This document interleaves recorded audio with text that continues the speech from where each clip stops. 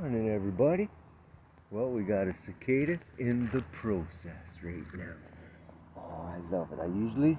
These are one of my top 10 must find every year. And every year, I always end up having to look frantically near the end of the year to get one. Let's see how he's doing here. There he goes. He's soft as can be. We can't disturb him when he's like this. Going through changes. I'm going through changes. Look at them, so helpless right now, eh?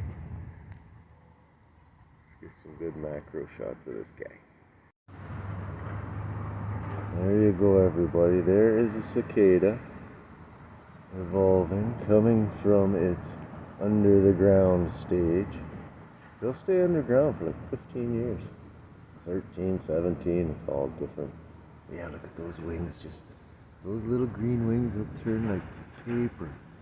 He's so soft right now, so vulnerable right now. Look at this. He says, don't touch me, I'm going through changes, buddy. Yeah. Very cool, eh? Very cool.